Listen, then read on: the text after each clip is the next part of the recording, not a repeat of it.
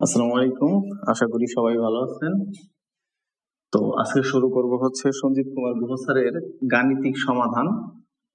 তো আমাদের প্রথম প্রশ্ন হচ্ছে হাইড্রোজেন পরমাণুর প্রথম স্থায়ী কক্ষপথের দূরত্বটা নির্ণয়।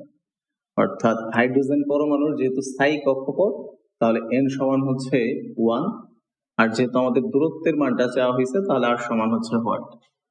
তো আমরা জানি সিজিএস পদ্ধতিতে r এর মানটা হচ্ছে n square a square divided by হচ্ছে 4 pi square m z square.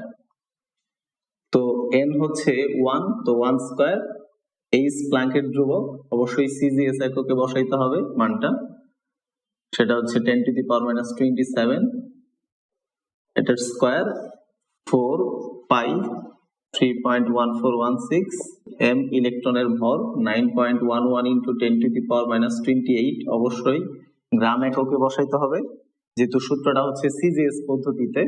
আর জেড হচ্ছে প্রোটন সংখ্যা, হাইড্রোজেনের প্রোটন সংখ্যা 1, ই ইলেকট্রনের চার্জ, অবশ্যই সিজিএস পদ্ধতিতে বসাইতে হবে চার্জের মান, আর এটার হচ্ছে স্কয়ার। তো হিসাব করলে যে মানটা পাওয়া যাবে সেটা অবশ্যই সেন্টিমিটার এককে আসবে। এরপরে আমাদের যদি প্রয়োজন হয় মিটারে নেওয়ার, 100 দিয়ে হচ্ছে ভাগ করলে এটা মিটার আসবে। আশা করি এটা সবাই বুঝছো।